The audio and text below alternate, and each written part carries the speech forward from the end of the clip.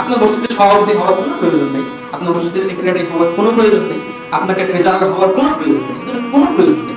বিশ্বাস করেন বাংলাদেশের যে মসজিদ এইটুকু ছোট্ট ছোট্ট মসজিদ, হ্যাঁ, এগুলো সেক্রেটারি ট্রেজারার এগুলো কিছু কাবাগরের সেক্রেটারি বা কিছু হইতে পারেন, তাইলে একটা এই হয় না, হ্যাঁ আমি কিছু একটা হয়েছি।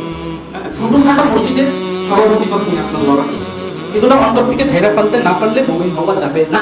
আপনি নামাজ পড়ে আনসাকসেসফুল, আপনি হয়তো নামাজে অনেক মনোযোগ দিয়ে নামাজ পড়েন, কিন্তু আপনি সভাপতি পদের জন্য পাগল হয়ে আছেন, হ্যাঁ আপনি সাকসেসফুল না। লিখে দিতে পারবো আপনি সাকসেসফুল না, কারণ আপনার অন্তরে এখনো লোভ আছে। 60 বছর হয়ে গেছেন, আর সভাপতি, আর কি সভাপতি হবেন, আর কি সেক্রেটারি হবে, কি হবে এগুলোতে, এই পদে কি হবে আপনার? কি মূল্য আছে একটা ছোট্ট একটা মসজিদের, বা যে ধরনের মসজিদ হোক, এই মসজিদের সভাপতির পদের কি মূল্য আছে? কোনো মূল্য নেই, অ্যাটলিস্ট আমার কাছে নেই। কোন বাস স্ট্যান্ডের সভাপতি, এটা আমার কাছে কোনো মূল্য নেই।